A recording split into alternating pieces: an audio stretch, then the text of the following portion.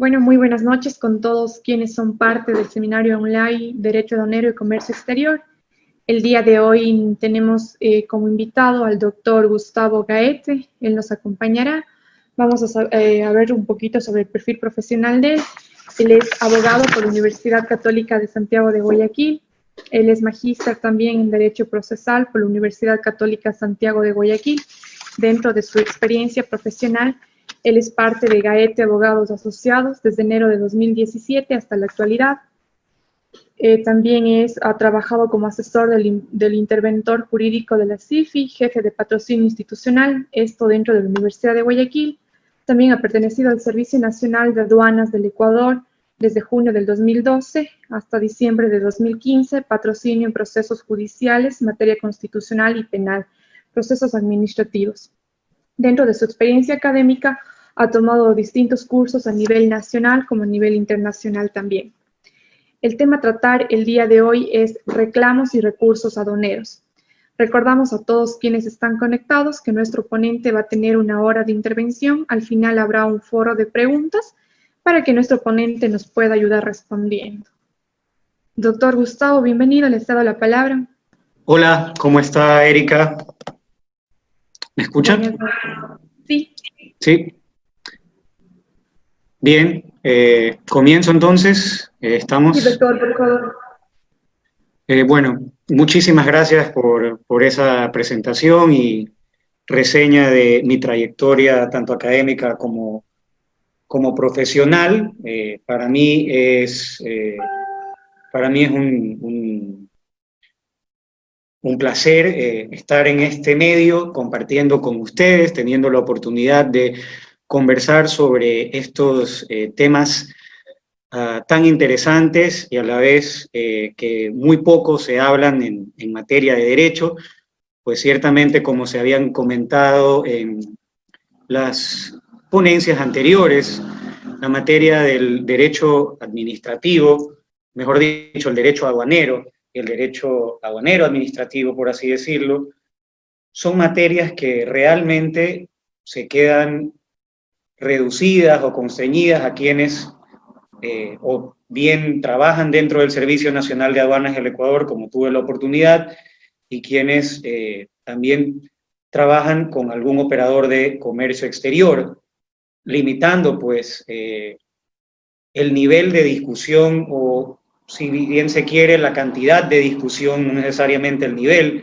que hay sobre la materia aduanera. Entonces, este tipo de espacios, y felicito a la coordinación académica y al instituto y a la Universidad de Cuenca por organizar este espacio que por lo visto ha tenido muchísima acogida, que servirá pues para aquellos que quieren incurrir en el derecho aduanero, lo puedan hacer de una manera que vaya a contribuir al ejercicio, y no solo al ejercicio y no solo a sus clientes que tengan en la vida profesional, sino también incluso al propio Servicio Nacional de Aduanas del Ecuador, que definitivamente se nutre de buenos operadores jurídicos, de abogados que conozcan la materia y que sepan plantear las diferentes acciones o realizar las diferentes peticiones que se hacen en materia aduanera. Dicho eso, estamos para tratar un tema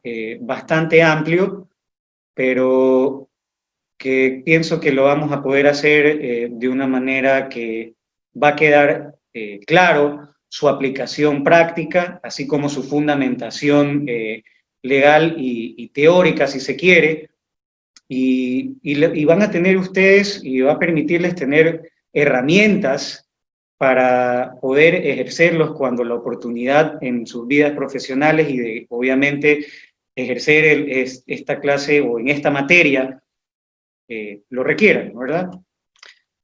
Ahora, dicho eso,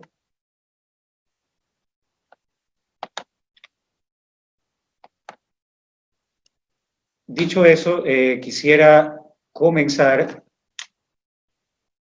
Déjenme, voy a compartir.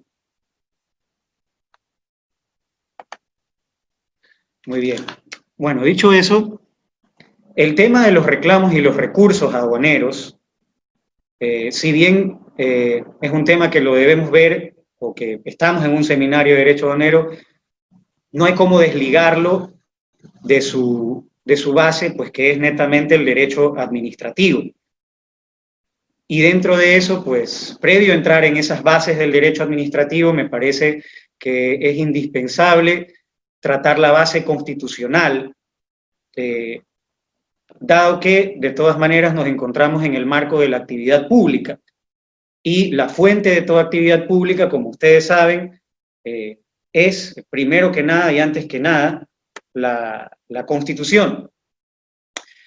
Entonces, tenemos que la Constitución es la fuente primaria de todo el orden jurídico, y especialmente en esta materia, en el campo administrativo, en el campo de la actuación de las instituciones públicas, existen principios, existen reglas que servirán para, de cierta manera, delimitar el campo de acción en el cual se desenvolverán o se manifestarán estas actuaciones administrativas, con el objetivo de evitar el mayor vicio que puede tener la administración pública, que es el actuar con arbitrariedad. Entonces, para evitar esta arbitrariedad, para evitar que la actuación de la administración pública sea impredecible para el administrado, se han creado bases en la Constitución que deben de servir al momento de analizar la actuación que corresponda. Entonces tenemos lo primero, el principio de legalidad. El principio de legalidad está normativizado en nuestra Constitución en el artículo 226, cuando claramente nos indican que los funcionarios públicos ejercerán únicamente las competencias y facultades que se establecen en la ley. Esta es aquí, a través de esto se instaura el principio de legalidad en nuestra Constitución, y a partir de que lo encontramos ahí, pues sabemos que esta Constitución es de aplicación directa por la operatividad que la inviste, ¿verdad?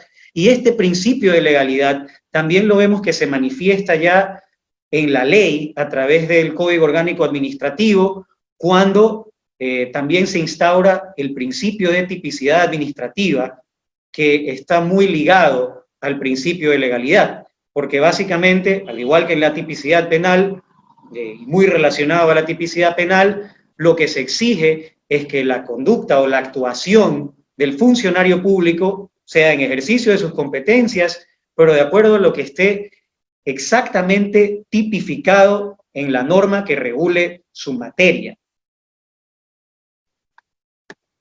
Junto con este principio de legalidad tenemos el derecho a la seguridad jurídica, que no es otro que la certeza de que se cumplan normas previas, claras y públicas. Pero no es solo el cumplimiento de normas previas, claras y públicas que se garantiza con el derecho a la seguridad jurídica, sino que garantizando la seguridad jurídica se protegerá la igualdad ante la ley, se protegerá asimismo el principio de legalidad, pues que obviamente están intrínsecamente ligados, íntimamente ligados, pues actúa garantizando la seguridad jurídica el funcionario que lo hace en virtud de su competencia reconocida en la ley. Entonces, en ese sentido, ahí pues vemos la cierta característica de que son inalienables estos derechos. Está todo conectado y debe de irradiar en el ordenamiento jurídico, que es pues el principio de irradiación lo que hace operativa nuestra Constitución, lo que la hace de aplicación directa, lo que hace que estas declaraciones que hace el constituyente ecuatoriano se materialicen en el ejercicio de la actividad pública. Bueno, como estamos tratando los reclamos y los recursos en materia aduanera, siempre hay que tener en cuenta que para que se emitan o para que se sustancien los reclamos y los recursos estamos hablando de que va a haber un procedimiento en donde se determinen derechos y obligaciones. Y por esa razón es indispensable a la hora de analizar los procedimientos y los actos que emite la administración pública, las garantías del debido proceso, porque estas garantías es lo que nos va a permitir, o el cumplimiento de estas garantías, verificar el cumplimiento de estas garantías, es lo que va a lograr que el proceso o el acto sean calificados de justos. Y en el caso de los reclamos y los recursos aduaneros, pues tenemos lo que establece el artículo 76, especialmente el numeral 3, que nuevamente recoge este principio de legalidad, el principio de reserva de ley, cuando establece que nadie podrá ser sancionado sin que haya una ley previa, sin que la conducta esté tipificada, tanto penal como administrativamente, que es obviamente el campo en el que nos encontramos. Por último, y dentro de las garantías básicas del debido proceso, el derecho a la defensa, encontramos la garantía de la motivación. La garantía de la motivación que ciertamente en el campo administrativo cobra esencial importancia porque luego la veremos que es uno de los requisitos de validez del acto administrativo propiamente dicho. En el caso del literal M del mismo numeral 7 del artículo 76, encontramos la base a través de la cual se debe o se garantiza la existencia de los medios de impugnación. El literal M nos dice recurrir el fallo o resolución en todos los procedimientos. Eso significa, si la Constitución nos garantiza que se debe de poder recurrir el fallo o la resolución, que el ordenamiento jurídico deberá de proveer, es decir, el ordenamiento jurídico de carácter inferior, deberá de proveer los medios legales para hacer efectiva esta garantía a través de los medios de impugnación. Y bueno, aquí tenemos un resumen de lo que yo he considerado que son las normas bajo las cuales se debe de analizar el acto administrativo y la actuación pública, siempre teniendo en cuenta el principio de aplicación directa, que es lo que hace operativa nuestra Constitución, y que he hecho énfasis en esto porque nuestra Constitución hace algo muy interesante y en uno de sus artículos indica que el funcionario público también deberá de aplicar directamente los derechos garantizados en la Constitución. Es decir, no deja en el trabajo de los jueces, no deja como algo exclusivo de los jueces el aplicar los derechos constitucionales. Y ese poder, aplicar los derechos constitucionales incluso desde el funcionario público, ni siquiera una autoridad o de rango alto, sino desde el funcionario público, lo que hace operativa la Constitución. No obstante, sí debo de aclarar, a efectos de evitar cualquier confusión, que la operatividad y la aplicación directa no convierten a la Constitución en una norma pura. Es decir, no la convierten en una norma de rango legal, ni tampoco faculta al funcionario público de inaplicar su propia norma por considerar que ésta es inconstitucional, porque esto significaría un ejercicio de un control constitucional que definitivamente los funcionarios públicos no poseen.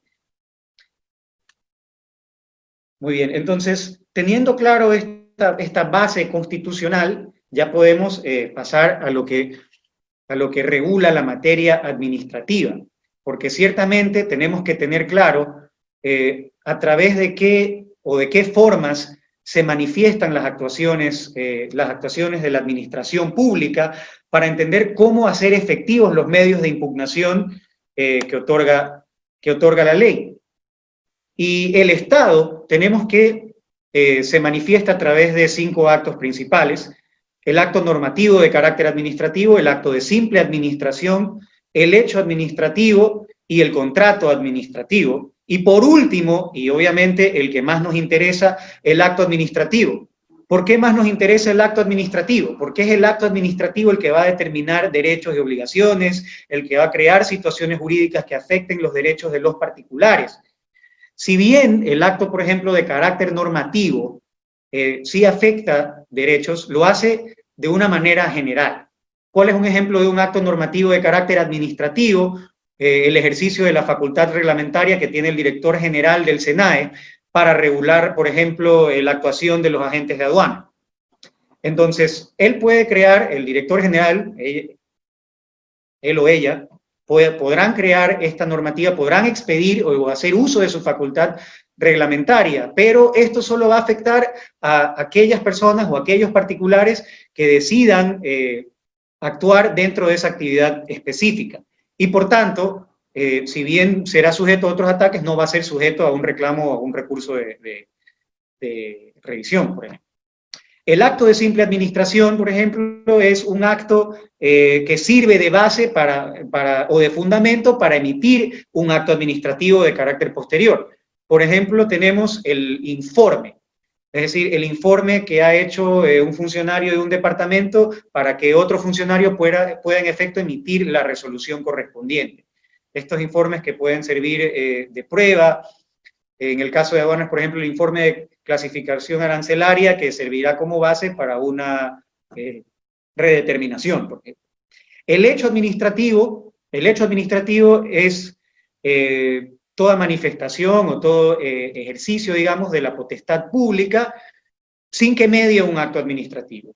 Sin que medie un acto administrativo, y sucede en el mundo todos los días. Por ejemplo, en el caso de aduanas puede ser el control que ejerza el funcionario del Servicio de Vigilancia Aduanera que está haciendo un operativo en la calle y detiene un carro para revisar si está cumpliendo con el régimen de menaje de casa, que es un régimen de excepción. La verdad, ciertamente que para realizar ese acto no hubo una orden previa, no hubo un acto administrativo, no hubo una manifestación, no, nada, simplemente hay una manifestación, es un hecho administrativo. Y el contrato administrativo, un acuerdo de voluntades que genera efectos jurídicos, siendo una de las partes la administración pública. Me disculparán si voy ya cada vez avanzando más rápido, tenemos muchas diapositivas sobre las cuales vamos a conversar. Bueno, y ahora sí, el acto administrativo. El acto administrativo, ese sí, es la declaración unilateral de voluntad efectuada en el ejercicio de la función administrativa que produce efectos jurídicos individuales o generales, siempre que se agote su cumplimiento y de forma directa. Tenemos que el COA lo define de esta manera y que ha ahora, pues obviamente, aceptado que se pueden notificar a través de medios digitales, ya desde hace algún tiempo, y obviamente se debe dejar constancia de la notificación, porque la notificación será un requisito después, o mejor dicho, la falta de notificación puede causar la nulidad del acto administrativo, pero ese es un tema ya profundo. Ahora, dentro de esta definición tenemos ciertos aspectos a destacar. La declaración unilateral. ¿Qué significa que la declaración sea unilateral? Que la administración pública no le interesa la opinión del administrado. No necesita de su anuencia para emitir su acto y que para que su acto cause efectos, obviamente siempre y cuando no se ejerza en libertad. El ejercicio de la función administrativa, pues obviamente lo hace cualquier institución investida de la competencia. Y produce efectos jurídicos cuando modifica o influye el orden jurídico afectando la situación de un particular, creando deberes, creando derechos y obviamente afectando los derechos subjetivos de los particulares. El acto administrativo tiene sus requisitos de validez que también establece el mismo COA. El acto administrativo tiene estos elementos que pueden ser divididos entre subjetivos y objetivos. Los subjetivos que tienen que ver con la presencia de la administración, la legalidad, la competencia, la voluntad administrativa, que ciertamente es esa manifestación o declaración unilateral. Y por último, los requisitos formales que hacen referencia al procedimiento que se siguió para emitir el acto administrativo y obviamente, y como les adelanté, la motivación. Y aquí sí hay que hacer un pequeño paréntesis para conversar sobre la motivación, porque la motivación es uno de los requisitos de validez que más atacan los abogados al momento de ejercer una acción en contra de un acto administrativo, sin necesariamente sustentar o fundamentar bien por qué existe falta de motivación en el acto. Y muchas veces lo que realmente existe en los actos que plantean no necesariamente falta de motivación, sino una mera inconformidad con la decisión que ha decidido tomar la administración. Y en ese sentido corresponde indicar que ya la Corte Constitucional ha determinado cuáles son los parámetros para realmente analizar si existe o no existe motivación. Y hay más de una sentencia. Y estos elementos son la lógica, la razonabilidad y la comprensibilidad. La lógica que tiene que ver con ese juicio de selección de normas que se aplicarán a la situación que se ha dado en el mundo, los hechos, el caso concreto, fáctico, real, ¿verdad? La autoridad administrativa va a hacer un juicio de selección. Por ejemplo, si yo quiero sancionar a un agente de aduana, voy a obviamente aplicar el reglamento que regula el ejercicio de los agentes de aduana, y así sucesivamente. Y obviamente debo demostrar de ese reglamento, el artículo que voy a seleccionar para aplicar, la pertinencia con el hecho que se ha materializado y que ha sido probado. Y eso es lo que realmente será fundamentar la lógica, cumplir con el requisito de lógica, que haya no solo por un lado la mención de normas y por otro lado la mención de hechos, sino que debe de haber una congruencia entre los unos y los otros a través de la argumentación que se exponga en la resolución. De otra manera será nulo. Y así pasamos al requisito de la razonabilidad, que tiene que ver más que nada con el cumplimiento de los principios constitucionales, con la seguridad jurídica, con el principio de legalidad, con las garantías del debido proceso, etc. Razonabilidad. Es decir, ha habido ha habido la razonabilidad en la emisión del acto. Y por último, la comprensibilidad exige que la redacción sea tan clara, tan bien hecha, que cualquier ciudadano pueda leer el acto o leer la sentencia de que se trate y entenderla. No debe de ser, y especialmente en el caso aduanero, donde hay temas muy técnicos, únicamente entendible por aquellos que ejercen la abogacía o que son técnicos aduaneros, sino que debe de ser digerible para todos. ¿No es verdad que ciertamente que hay casos y hay cuestiones técnicas que de todas maneras van a ser ajenas a la comprensión o al dominio de todas las personas, pero no obstante se debe de tratar de explicar de la manera más clara posible para efectos de cumplir con este requisito esencial de la validez del acto administrativo. Entonces, he hecho énfasis en el acto administrativo porque solo el acto administrativo es sujeto de impugnación. Como ya analizamos, los demás actos no crean estas obligaciones o modifican situaciones jurídicas del administrado en particular, y por ende no serían sujetos de impugnación en vía administrativa, no obstante de que, por ejemplo, un acto administrativo de carácter normativo sea susceptible, por ejemplo, de una acción de inconstitucionalidad, que ciertamente, pues, a veces hay excesos en el uso de la facultad reglamentaria y se da, pues, obviamente, por la cantidad de regulación que hay que emitir según la materia del que se trate. En materia aduanera, el comercio es tan dinámico que a cada rato salen reglamentos, bien para facilitar o bien para controlar la actividad aduanera, la actividad del operador de comercio exterior. Y aquí he querido también coger una frase de Eduardo García Enterría, de su libro Curso de Derecho Administrativo. Y es que, producido un acto administrativo a través del procedimiento correspondiente, el ordenamiento jurídico reconoce a sus destinatarios la posibilidad de impugnarlo, bien ante la propia administración o bien ante un orden especializado en tribunales. Bueno, como ya sabíamos, la impugnación es una garantía constitucional establecida en el 76.7, literal M. Se puede impugnar en sede administrativa, que en este caso será ante el Servicio Nacional de Aduanas del Ecuador, y en el caso de querer ir ante sede judicial, la sala de lo contencioso, tributario.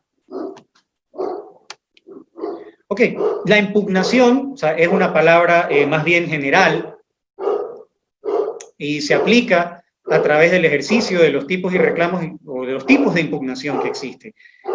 Y la impugnación tiene como fin buscar la revocatoria o reforma del acto administrativo, en este caso aduanero. Y en materia aduanera, los principales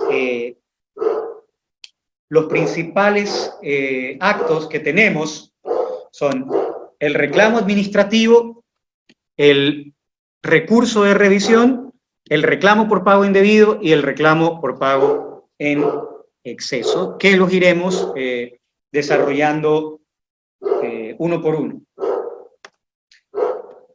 Entonces, el reclamo administrativo aduanero es un medio de impugnación, tiene un carácter de ser más bien amplio, tiene un carácter de ser más bien permisivo, en el sentido de que el administrado puede atacar el acto administrativo por cualquier infracción del ordenamiento jurídico, es decir, no existen razones o causales taxativas que permitan ejercer o que admitan el reclamo administrativo, sino que desde cualquier punto de vista o desde cualquier análisis que se pueda percibir un vicio del acto, se lo puede atracar a través del reclamo administrativo. Sea porque, por ejemplo, haya operado la caducidad de la facultad determinadora, en este caso es 5 años, o, por ejemplo, la prescripción de la obligación tributaria aduanera, que también, como vimos ya en exposiciones pasadas, en donde se habló ya de los temas operativos de la obligación tributaria aduanera, se dejó muy claro y muy bien expuesto este tema. Pero estos son ejemplos para demostrar la amplitud o la diversidad de razones por las cuales se puede atacar el acto administrativo a través del reclamo. La base legal del reclamo administrativo aduanero, obviamente, tenemos la Constitución, sobre la cual ya no vamos a volver a tratar, pues, porque fue el inicio de esta ponencia. Tenemos lo establecido en el título segundo del COPSI sobre la facilitación aduanera, el Código Tributario, el Código Administrativo, y ciertamente que ya analizamos las cuestiones generales que aparecen en el Código Administrativo que son relevantes para el derecho aduanero, y por último el Código Orgánico General de Procesos, porque ciertamente estamos también en el campo del derecho procesal y hay cuestiones que toda esta normativa necesariamente pues no resuelve completamente. Entonces, comenzando por el Código Orgánico de la Producción, Comercio e Inversiones, ya habíamos visto que el artículo 103 del COPSI realiza una remisión expresa y en primer orden al Código Tributario y luego a las demás normas sustantivas o adjetivas. En lo que no se haya expresamente, dice pues el COPSI, tipificado o determinado, se aplicarán las normas del Código Tributario y las demás sustantivas o adjetivas que formen parte del ordenamiento jurídico. Porque, lógicamente, pues, el derecho aduanero y el derecho tributario son hermanos, se manejan muchos conceptos de la misma manera, con el mismo contenido, y pues es lógico que sea esta la primera norma a la que haga remisión el Código Orgánico de la Producción, Comercio e Inversiones. Luego tenemos lo establecido en materia de reclamos en el artículo 124 del COPSI, que ya lo analizaremos más a fondo y que ciertamente ya establece o un poco determina cuál va a ser el campo de ejercicio del reclamo administrativo aduanero, que es el que estamos en este momento analizando. Entonces, bueno, ¿con qué nos quedamos? Pues primero, el Código Orgánico de la Producción, Comercio e Inversiones, en su artículo 124 que acabamos de pasar, que ustedes acaban de ver en la diapositiva, ya expresamente nos indica que la normativa necesaria para sustanciar y para presentar el reclamo administrativo aduanero está en el Código Tributario y lo vamos a encontrar desarrollado en los artículos 115 hasta el artículo 134 del Código Tributario, obviamente con otras normas que también a las que vamos a ir haciendo referencia a lo largo de este tema específico del reclamo. Entonces, bueno, ya hemos visto que hasta ahora tenemos como normativa aplicable ya la Constitución, el COPSI, el Código Tributario y ya el Código Orgánico Administrativo, lo vuelvo a mencionar porque hay que tener claro que si bien el COA regula toda la materia administrativa en materia tributaria por disposición expresa de la disposición general tercera del COA, que obviamente recién fue emitido hace no mucho, 3 años, establece que en materia tributaria será una norma de carácter supletorio, es decir, será subsidiaria. En lo que no esté expresamente tipificado, pues se podrá aplicar el COA, obviamente por las normas que establece el Código Civil ante los vacíos de ley, pero hay que tener clarísimo, que el Código Orgánico Administrativo contiene procedimientos para atacar actos administrativos, pero que no serán los aplicables en materia aduanera. Si bien el COA, por ejemplo, nos habla de un recurso de aprobación y un recurso extraordinario de revisión, mientras que el Código Tributario sigue utilizando la terminología del reclamo y el recurso propiamente dicho de revisión. Entonces, solo en cuestiones muy generales será aplicable el Código Orgánico Administrativo y de manera subsidiaria. La remisión al Código Orgánico General de Procesos, o al COGEP, para estos efectos, es implícita y pues para aspectos muy limitados de carácter procesal. En lo personal yo veo la aplicación del COGEP relacionada a la prueba que se podrá presentar dentro de la sustanciación del reclamo administrativo. Y ya obviamente les entraré a explicar cuál es la relación, qué es exactamente lo que será aplicable en estas circunstancias, ¿no es verdad? Entonces, tenemos que el acto administrativo aduanero, obviamente se lo realiza en virtud de una competencia.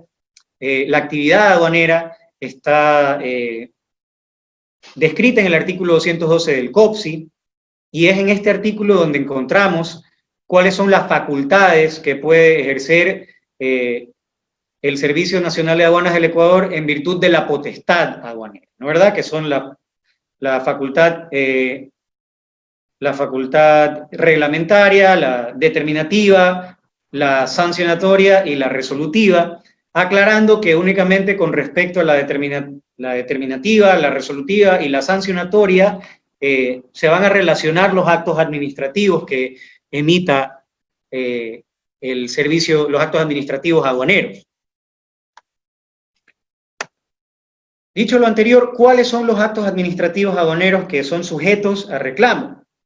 El artículo 124 del COPSI ya nos establece estos tres parámetros que ven ustedes en la pantalla, dentro de los cuales están las resoluciones del director general, las resoluciones del director distrital, encontramos sus competencias en el artículo 216 y en el artículo 218 respectivamente del COPSI, y obviamente todo acto determinativo de obligación tributaria por verificación de una declaración, estimación de oficio o liquidación, ¿verdad? Dicho lo anterior, ¿qué actos administrativos emite la Dirección General del SENAE? Principalmente he destacado el literal G, el literal J y el literal M que se encuentra en el artículo 216 ya citado, porque aquí se puede ver que regulan, por ejemplo, la actividad de los operadores de comercio exterior, el funcionamiento de las instalaciones industriales, el funcionamiento de los almacenes especiales, las autorizaciones para conseguir, para ser agente de aduana, para ser consolidadora, desconsolidadora. Todos estos procedimientos se reunirán o los regula y los establece mediante resoluciones el director general del SENAE. Y obviamente el director general del SENAE tiene la facultad de delegar estas competencias y en efecto los hace porque obviamente el Servicio Nacional de Aduanas es una institución enorme y no va a estar el director general haciendo de primera mano todo el trabajo, pues él no se va a sentar a realizar si un solicitante cumple con los requisitos para ser agente de aduana o para ser consolidadora o desconsolidadora. Entonces, delega las competencias o delega la tramitación y se reserva la facultad de resolver, ¿verdad? Y para esto tenemos que el Estatuto por Procesos del Servicio Nacional de Aduanas del Ecuador, por ejemplo, en la Dirección General para temas de operadores de comercio exterior, existe una dirección de autorizaciones y expedientes OCEs que se encarga de las autorizaciones de los OCEs y se encarga también de los procedimientos sancionatorios ante el incumplimiento de la respectiva normativa. Aquí hubo una reforma esencial que recién vino en el año 2019 que guarda relación con esto de que la administración saliente definitivamente tenía una visión más de facilitación de comercio exterior y eliminaron, por ejemplo, todos los procesos de inspección que se debían realizar, por ejemplo, para verificar o para autorizar un almacén especial, y lo que se hizo fue, ¿saben qué? No vamos a hacer, vamos a eliminar la tasa que hay que pagar para hacer que el funcionario de aduanas vaya a inspeccionar a un almacén especial, a una consolidadora o desconsolidadora, y lo que vamos a hacer es ejercer el control posterior cuando corresponda, lo cual definitivamente generó una facilidad para aquellos que deseaban incurrir en la actividad aduanera. Y otro de los más grandes, de las direcciones más importantes que tiene la Dirección General, es la Dirección Nacional de Intervención. La Dirección Nacional de Intervención, que funciona a través de un Plan Nacional de Control, hace operativos de campo, hace revisiones pasivas y, más que nada, emite actos de determinación de la obligación aduanera en ejercicio del control posterior. En el caso de la dirección distrital del SENAE, he destacado lo que ustedes ven en la pantalla. Más que nada, vemos bastantes atribuciones en el literal B, que tiene que ver con la aceptación de las declaraciones aduaneras, las observaciones, autorizar las operaciones aduaneras, el ingreso de las mercancías. En definitiva, porque sabemos, y la dirección distrital, ciertamente la Dirección General tiene facultades mucho más determinadas de orden administrativa, las direcciones distritales y en especial la Dirección Distrital de Guayaquil, que es pues, lógicamente la más grande, tiene muchísimas funciones operativas y obviamente emiten una variedad de actos en virtud de todas estas funciones que deben de cumplir para poder controlar la actividad aduanera tanto en zona primaria como en zona secundaria, es decir, en todo el país. Pues hay que recordar que las aduanas no solo controlan el ingreso y la circulación y salida de las mercancías, sino que también controlan otro valor que ciertamente se transgrede cuando hay delitos, que es la seguridad nacional. Entonces esto hace que tengan muchísimas facultades, muchísimas competencias y emitan muchísimos actos. Y todos estos actos, pues, obviamente el director distrital también delega a la dirección jurídica, a la dirección de reclamos y trámites operativos, la dirección de puerto, la dirección de despacho y la dirección de zona primaria, que son las direcciones principales a través de las cuales actúa la dirección distrital de Guayaquil específicamente. Obviamente actos administrativos, la declaratoria de abandono expreso es un acto administrativo atacable con el recurso, las resoluciones sancionatorias, acto administrativo atacable con el reclamo, ordenar el reembarque, la autorización a regímenes especiales, regímenes de exención, toda esta cantidad de actos pueden ser sujetos a reclamo en sus distintas matices y con sus diferentes Dicho lo anterior, ya para entrar en materia del reclamo administrativo de carácter aduanero, comenzamos con la oportunidad para presentar el reclamo. Sabemos que ya el artículo 124 del COPSI establece de manera clara que el plazo para presentar o la oportunidad para presentar es un plazo de 20 días contados desde la fecha en que el acto es notificado. Aquí hay que hacer una pequeña aclaración, que si bien la normativa aduanera menciona un plazo, hay que tener en cuenta, y por la remisión que hace a la normativa tributaria, el artículo 12, numeral 12, establece que cuando se habla de días, o que cuando la ley establece días, los plazos o términos siempre serán referidos en días hábiles. Por lo que este plazo de 20 días en realidad será un término que se podría traducir en 30 días naturales para presentar el reclamo administrativo. ¿Qué sucede si el administrado no hace ejercicio o no interpone el reclamo administrativo o en su defecto lo hace fuera del tiempo? Pues lógicamente pierde la oportunidad de presentar el reclamo. El inobservar el tiempo establecido en la ley hace que pierda esta oportunidad de impugnar el acto a través del reclamo, y lo que termina sucediendo es que el acto se ve embestido de firmeza. Firmeza que ciertamente ya causa que el acto pueda ser ejecutado. Y ya entraremos a qué qué efecto tendrá esto más adelante. Ahora bien, el artículo 115 del Código Tributario nos indica que las reclamaciones de carácter aduanera serán interpuestas ante el gerente distrital. Esto es en el segundo inciso. Vale más bien aclarar que es mejor quedarse con lo que dice el primer inciso de este artículo, en donde más bien declaran que nos debemos, o que el reclamo deberá ser presentado ante la autoridad que emana el acto, lo cual tiene mucho más sentido, incluso porque ya la terminología de gerente distrital ya no se usa en la normativa aduanera. Entonces, es ahí la importancia de saber quién emite el acto, para saber dónde lo presento. Ahora, ¿qué sucede? Ahora bien, al analizar la comparecencia, bueno, antes de analizar la comparecencia, ¿qué sucede si yo presento el acto administrativo ante el director distrital y en realidad me correspondía presentarlo al director general? Pues la autoridad deberá en 3 días trasladar el acto para el conocimiento de la autoridad competente. Ahora, la comparecencia. Básicamente lo que se indica aquí en el artículo 116 del CT es que el patrocinador, el abogado, podrá presentar el reclamo administrativo sin necesariamente, sin que esté compareciendo junto con su patrocinado, existiendo la oportunidad de ratificar las gestiones.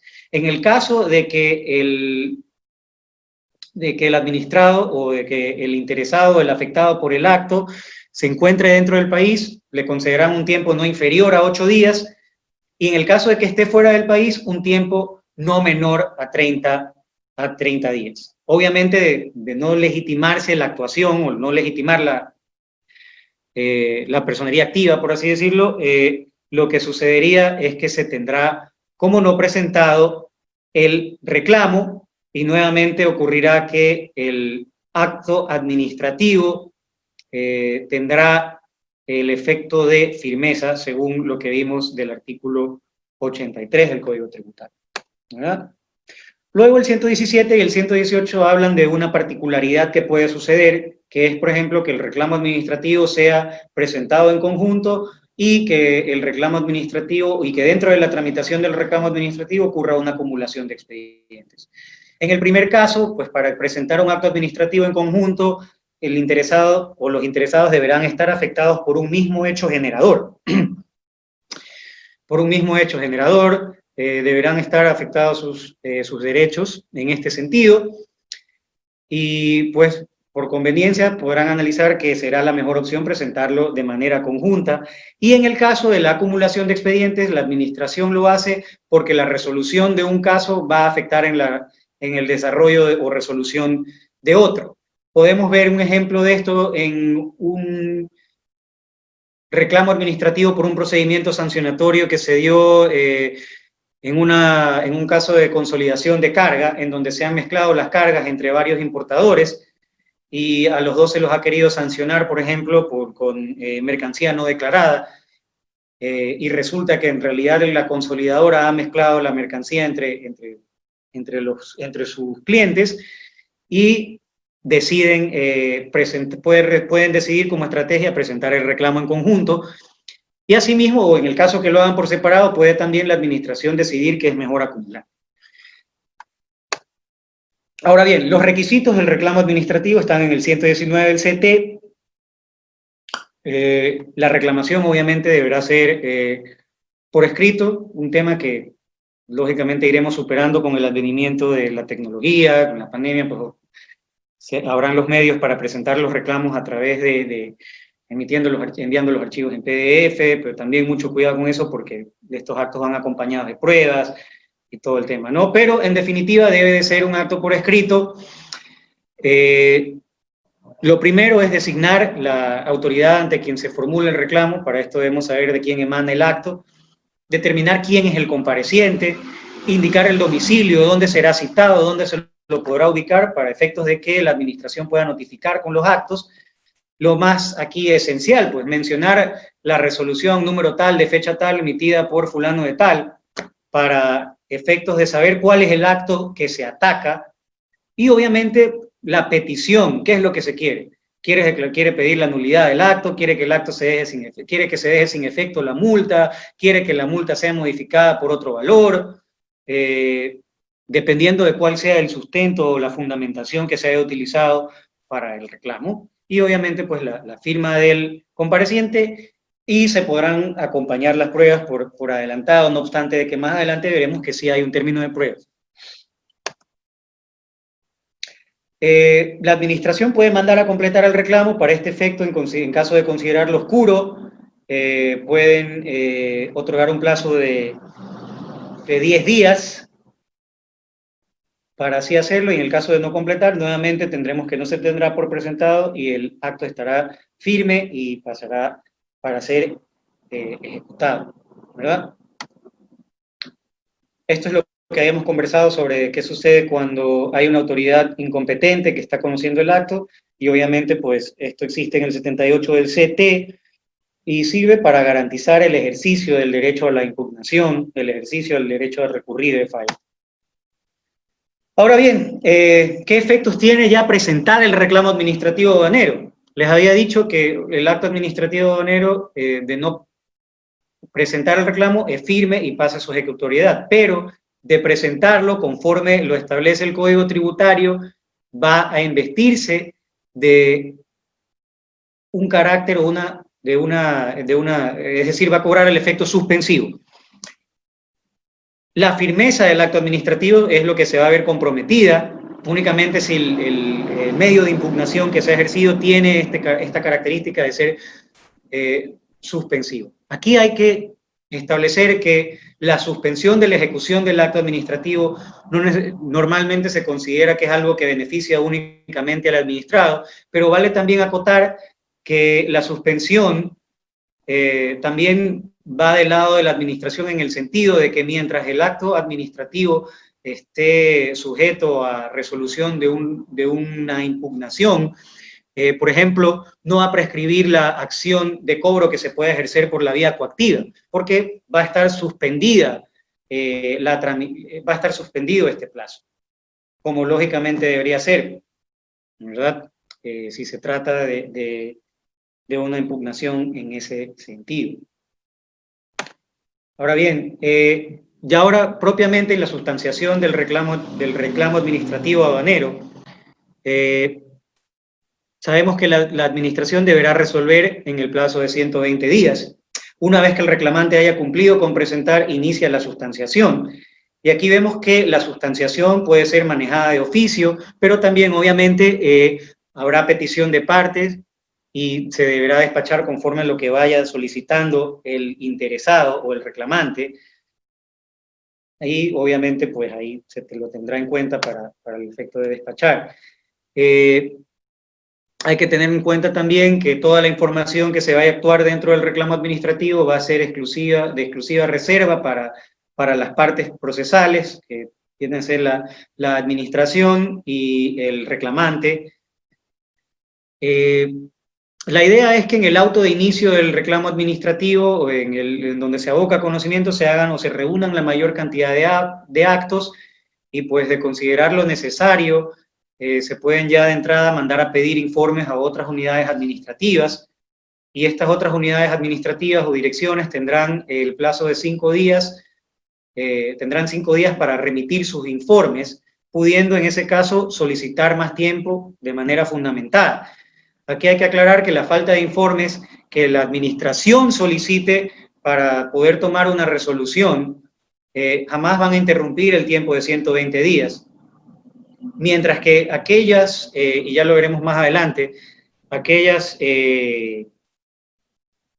pruebas o aquellos informes que solicite el reclamante, en cambio sí suspenderán, porque obviamente pues la idea es garantizar el derecho a la defensa. Y ahí sí suspenderán la tramitación y suspenderán la contabilización del tiempo para resolver. Ahora bien, para entrar en materia probatoria, es necesario hacer énfasis que se pueden utilizar todas las pruebas, menos la confesión del funcionario público. En el caso de la prueba testimonial, que ciertamente no se ve mucho dentro del reclamo administrativo, es cuando se considere esencial, teniendo obviamente la facultad de determinar que sea esencial o no la administración. Aquí hay que mencionar, y como ya se habló en el tema de valor, que sobre la carga de la prueba. Aquí la carga de la prueba, y podrán ustedes investigar más a fondo, existe lo que se llama la prueba dinámica. Tiene la obligación, y que ya va superando ese onus probandi incumbit actori, que se ha manejado en el derecho procesal por años, y más bien va inclinado a decir que debe de probar el que está en mejor situación o mejor posición o circunstancia para probar los hechos materia, en este caso, del reclamo. Y en ese sentido, pues es lógico que la documentación contable, la documentación con respecto al proveedor, la documentación con respecto a fichas técnicas, toda esa documentación la puede tener aduanas con respecto a una declaración, pero también, y con más énfasis, la va a tener y va a tener el administrado. Es decir, va a tener más facilidad, más acceso, y por esa razón le conviene, y más bien ya la ley establece que debe asumir la carga de la prueba, ciertamente. Obviamente que no tiene nada que ver con una presunción de culpabilidad, pero sí con quién está en mejor posición para probar, para no simplemente presentar un reclamo y alegar cualquier cosa sin tener medios de prueba. Entonces, aquí es donde yo encuentro que se debe de aplicar el Código Orgánico General de Procesos, porque ¿cuál es la prueba que más vamos a ver? La prueba documental. La prueba documental, porque lo que más se ingresa en estos casos, por ejemplo, puede ser documentos que certifiquen la existencia legal de una compañía en el extranjero, documentos cartas que emite el proveedor, fichas técnicas que vengan del extranjero también sobre el producto sobre el cual se quiere hacer una clasificación, o sobre el cual la controversia es sobre la clasificación arancelaria.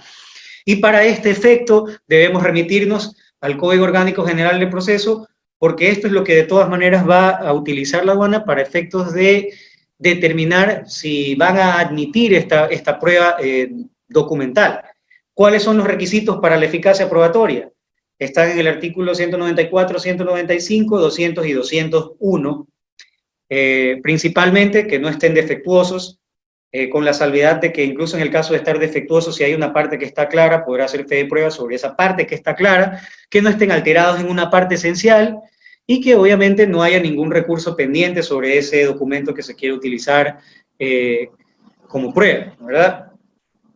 Ahora, con respecto a los documentos emitidos en el extranjero, que es algo que sucede muy a menudo en materia aduanera, deben de estar, si están en un idioma distinto al castellano, traducidos a través de la autoridad que esté, o mejor dicho, a través de la persona que esté acreditada para traducirlo, el intérprete, y los documentos emitidos extranjeros deberán estar consularizados o apostillados conforme a la Convención de La Haya. De otra manera, no tendrán eficacia probatoria, estableciendo también pues, que obviamente deben de ser documentos originales o copias, en este caso copias certificadas. Ahora bien, como les había dicho, puede haber un plazo de prueba. El plazo de prueba lo puede o bien abrir la administración o solicitarlo el administrado, el reclamante, y el plazo de prueba nunca podrá excederse de 30 días. Asimismo, existe la posibilidad de solicitar una audiencia ante la autoridad administrativa para efectos de sustentar la defensa o de aclarar ciertos aspectos que en materia aduanera puede ser una herramienta muy útil para fundamentar lo reclamado, para fundamentar la posición, con el único requisito de que debe de ser presentado con al menos 20 días antes de que culmine el tiempo para resolver el reclamo. Sobre la resolución del reclamo, ya hemos dicho de sobremanera, 120 días hábiles. Únicamente se suspende la sustanciación cuando hay pruebas pendientes solicitadas por el reclamante, y aquí en un caso muy especial, que la administración, en este caso aduanera, haya detectado nuevos hechos que justifiquen la necesidad de realizar una liquidación complementaria. Y en ese caso suspenderán la sustanciación del acto administrativo, realizarán la liquidación complementaria, y esta liquidación complementaria formará parte del acto o de la resolución que resuelva el reclamo presentado inicialmente. En ese sentido, su complementariedad, ¿verdad? Muy bien. Y por último, la resolución debe de ser motivada. ¿Cuál es el efecto de no cumplir con el plazo de 120 días? Aquí vale decir que opera un silencio administrativo y el silencio administrativo genera una aceptación tácita conforme lo establece el artículo 134 del Código Tributario. Sin embargo, la operación que opera el silencio administrativo no exime de la facultad de resolver. ¿Qué sucede? Si resuelven y hay una aceptación total, pues aquí termina la controversia. Si hay una aceptación parcial, va a servir de elemento de juicio para una nueva controversia o una eventual sentencia. Y la negativa no surte, pues, efecto alguno, y ahí, pues, obviamente existirá un procedimiento para hacer valer el silencio administrativo en sede judicial, que ciertamente no es parte de la materia. Ya veo que estamos con el tiempo. Aquí hice un poco un cuadro, un flujograma del reclamo, en donde ustedes podrán ver desarrolladas las etapas, que ya ciertamente se lo fui desarrollando de manera oral. Y así pues tenemos el reclamo administrativo. Los otros dos reclamos básicos es el reclamo por pago indebido y el reclamo por pago en exceso, también regulados por el Código Tributario. El reclamo por pago indebido, como bien dice la palabra, es cuando no debí pagar. Por ejemplo, estaba exento, por ejemplo, no nació la obligación tributaria, no estoy inmerso dentro del hecho generador. Pago en exceso, estoy inmerso en el hecho generador, o digamos he entrado dentro de una actividad que debe de generar tributos de comercio exterior, y en ese efecto he pagado, pero he pagado más de lo que me correspondía, por cualquier situación, porque hubo un error en la valoración, porque hubo un error en la clasificación, etcétera, etcétera. Aquí sí, a diferencia del reclamo, obviamente la acción para ejercer cualquiera de estos reclamos prescribe en 5 años, se ejerce únicamente ante el director distrital y debe de ser, se resolverá de la misma forma en que se resuelven los reclamos. En el caso de ser resuelta a favor, en 60 días se emitirá una nota de crédito o un cheque, ¿verdad? Ahora bien, para pasar ya a lo último, veo que ya estamos con el tiempo, esperemos que no nos vayan a retar desde la coordinación.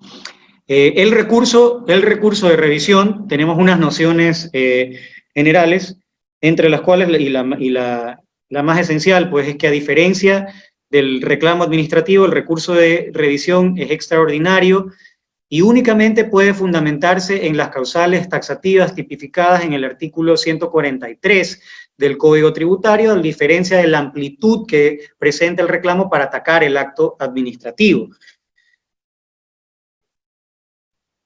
Como les había mencionado, se persigue un nuevo examen de un asunto ya resuelto por un órgano inferior. Solo posee el efecto devolutivo, es decir, mientras se sustancie el recurso de revisión, la administración por su parte podrá ir ejecutando el acto administrativo. Implica un proceso de revisión o resoluciones que puedan adolecer de los vicios que establece o de las causales que establece el artículo 143 del Código Tributario, que como vemos son primero que nada un error de hecho o error de derecho, por ejemplo, que se compruebe que una situación realmente no existió y que sin embargo fue considerada para, por ejemplo, sancionar o tomar una decisión. Error de derecho, un error en el juicio de selección. Yo soy consolidador y me aplicaron el reglamento de agentes de aduana. Por ejemplo, que aparecieran documentos el segundo caso, que aparecieran documentos de valor trascendental. Por ejemplo, yo no tenía acceso a unos documentos que me tenía que mandar mi proveedor para sustentar, por ejemplo, una valoración. O para sustentar que hubo un error en el embarque que hizo el proveedor, que luego causó que haya una diferencia entre lo declarado y lo que se encontró en el aforo físico, y esos documentos llegaron después, recurso de revisión. Incluso ni siquiera pude ejercer el reclamo, y estando firme el acto, solo me queda atacarlo a través del recurso de revisión. El numeral 3, pues obviamente que se funde en documentos que hayan sido declarados nulos, en el que este caso mencionan escrituras públicas, según el artículo 47 y 48 de la ley notarial. Cuando se trate de documentos públicos, el numeral 4, documentos públicos falsos, con defectos o que sufran de los efectos señalados en el COGEP, que es decir, que una parte esté defectuosa y que esa parte haya sido utilizada para tomar una decisión, en definitiva. Y los últimos dos casos, el primero tiene que ver con que haya sentencia ejecutoriada de que se tomó en consideración una prueba testimonial que luego pues, la persona que rindió la prueba testimonial fue condenada por el delito de perjurio y exista una, obviamente, sentencia ejecutoriada. Y lo mismo cuando exista sentencia ejecutoriada judicial, o porque la administración se fundamentó en un acto de origen ilícito. ¿Cuál es la oportunidad para presentar el recurso de revisión? Si bien no existe ese plazo fatal de 20 días, sí existen pues, plazos que causarán la improcedencia del reclamo administrativo. Y en este sentido, tenemos para los numerales 1, 2, 3 y 4, se debe de interponer el recurso de revisión dentro de 3 años, y en las causales 5 y 6, que obviamente esas sentencias o esos procesos pueden terminar luego de años, pero no obstante, una vez que se terminen con sentencia ejecutoriada, solo tengo 30 días para presentar el recurso de revisión en materia aduanera.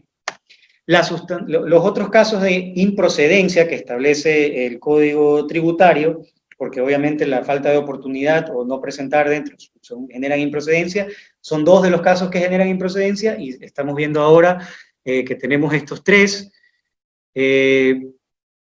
Cuando el acto, por ejemplo, cuando el asunto hubiera sido resuelto por el Tribunal Distrital de lo Fiscal, o cuando yo ya haya ejercido, por ejemplo, la acción en sede judicial, cuando habiendo sido insinuado el afectado directo no fundamente la debida existencia, es decir, que no cumpla con las causales, y cuando el asunto controvertido haya sido resuelto ya mediante resolución expresa, es decir, ya haya una resolución.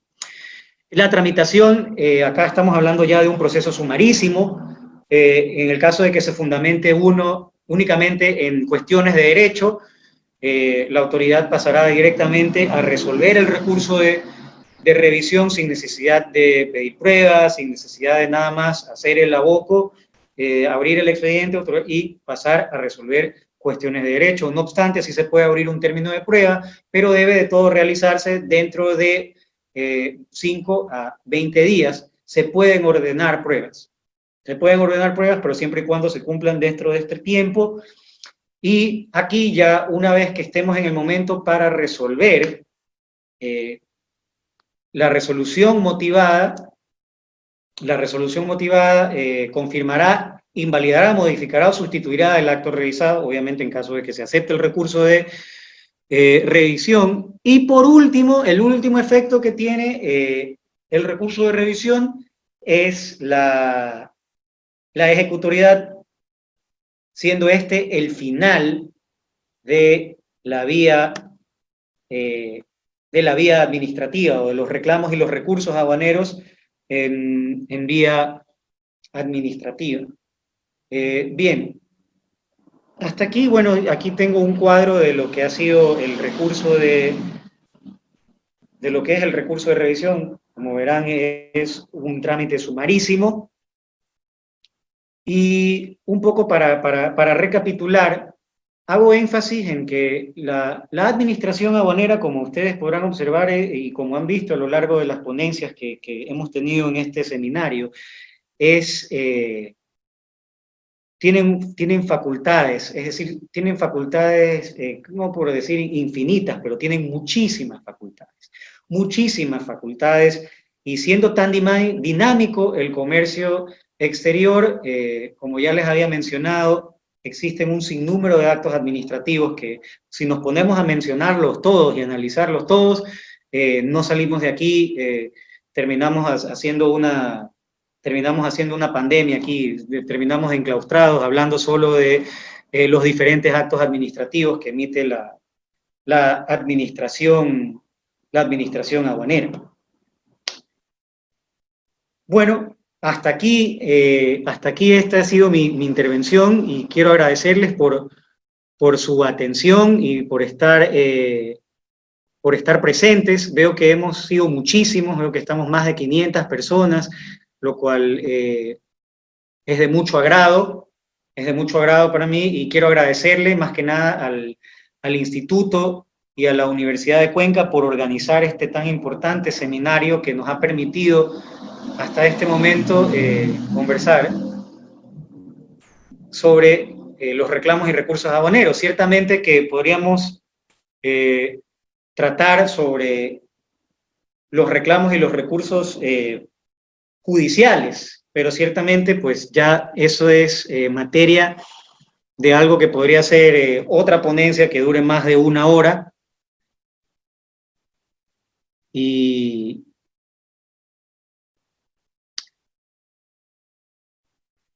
bueno, aquí veo que hay preguntas. Veo la primera pregunta: el director general tiene facultad reglamentaria. Bueno, ¿qué clase de reglamentos? Como les había mencionado, los reglamentos que regulen el ejercicio de los operadores de comercio exterior. Ellos regulan las operaciones de los consolidadoras, desconsolidadoras, regulan los trámites para autorizar a los agentes de aduana, para sancionar a los agentes de aduana, los almacenes especiales, los duty free,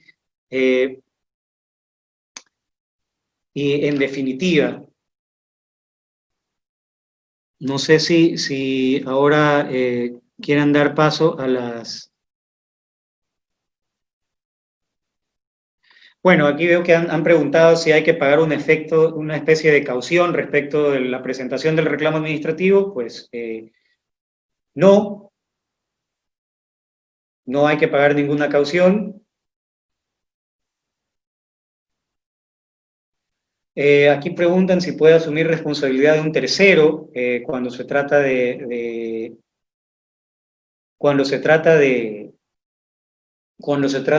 para eximirlo de culpa. Sí, es decir, si hay un tercero que se quiere ser responsable, pues definitivamente podrá hacerlo